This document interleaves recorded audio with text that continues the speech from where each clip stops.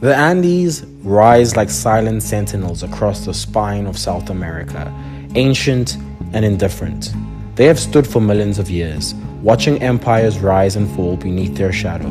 Snow drapes their peaks in white, while relentless winds carve their ridges with an unseen hand. Clouds linger like ghosts around the jagged cliffs, concealing dangers that few can imagine. To the distant observer, the Andes are beautiful, majestic, a landscape that promises adventure.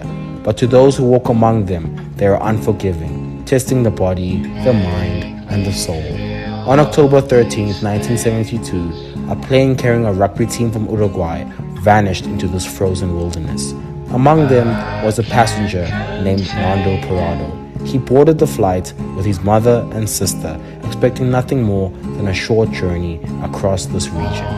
Instead, he was about to become part of one of the greatest survival stories ever told. As the aircraft crossed the Andes, navigational errors and poor weather pushed it fatally off course. Then, without warning, disaster struck. The plane slammed into the mountains, metal twisted, glass shattered, lives were lost in an instant.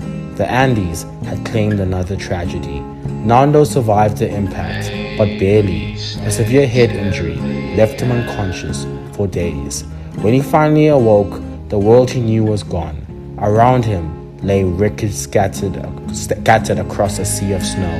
The air was thin, the cold was merciless, and the mountains stretched endlessly towards the horizon. Then came the heartbreaking news. His mother had died in a crash. His sister was badly injured. For days, he stayed beside her, hoping she would recover. She did not. Within a week, Nando had lost two people he loved the most. Most people would have broken under such grief, but something inside him refused to surrender. The survivors waited for rescue. Days passed, then weeks. Each morning, they scanned the skies for an aircraft. Each evening, they watched the sun disappear behind peaks. Food quickly ran out. Temperatures plunged far below freezing. Hope grew thinner each passing day. Then they heard the news that changed everything. Using a small radio recovered from the wreckage, they learned that the search had been called off. The world believed they were dead. No one was coming. For many survivors, this felt like a death sentence. For Nando, it became a challenge. If nobody was coming to save them, they would have to save themselves. The Andes towered around them with walls of stone and ice. Crossing them seemed impossible, yet Nando became convinced it was their only chance. He would later say, after losing his mother and sister, fear no longer held power over him. He had already faced his darkest moments. What remained was determination. Together with fellow survivor Roberto Canessa, Nando prepared for an extraordinary journey. Armed with little more than courage and hope, they left the plane crash site and began climbing the mountains. Every step was a struggle. The snow was deep, the air was thin, the cold seeped into their bones.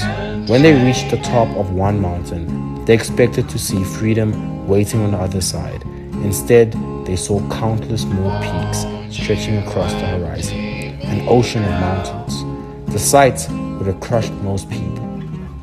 But Nando kept walking, one step, then another, and another. Day after day, he pushed forward through one of the harshest environments on Earth. He carried not only his survival on his shoulders, but the hopes of everyone waiting back at the wreckage. 10 days later, after crossing this wilderness for more than 60 kilometers of unforgiving terrain, Nando and Canessa finally saw signs of life. A Chilean shepherd appeared on the far side of a river.